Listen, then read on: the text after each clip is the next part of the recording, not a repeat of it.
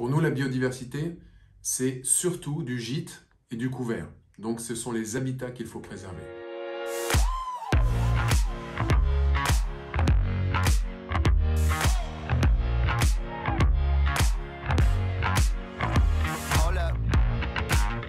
Nous sommes une organisation à but non lucratif qui travaillons dans 15 pays du monde pour régénérer les sols et les forêts.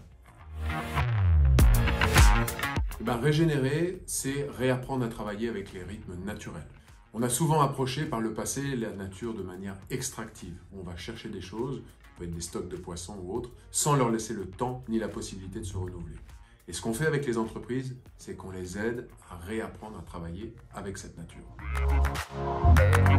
C'est pour ça qu'on se concentre sur les sols et sur les forêts.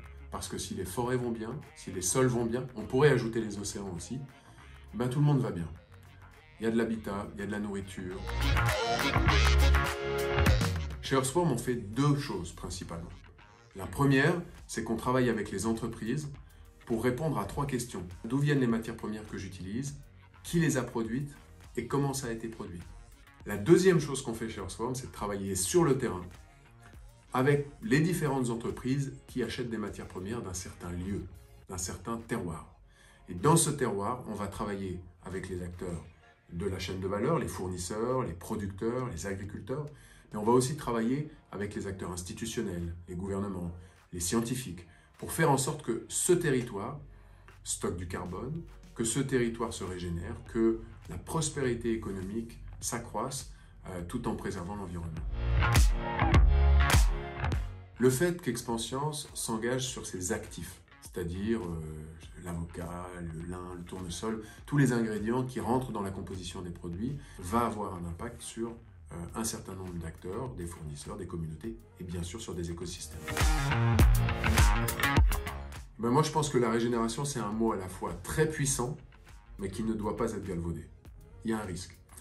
Puissant parce qu'il invoque le respect, il invoque l'humilité que l'homme doit avoir avec la nature et vis-à-vis du vivant en général. Il est aussi un mot volontariste, on va travailler avec les fournisseurs, les agriculteurs, les entreprises pour trouver des solutions. Donc on est dans une vision positive de l'écologie, on n'est pas dans une vision punitive. Et c'est ça qui me plaît beaucoup avec ce mot. Mais vu que c'est un mot populaire, à la mode, il y a un risque qu'il soit galvaudé.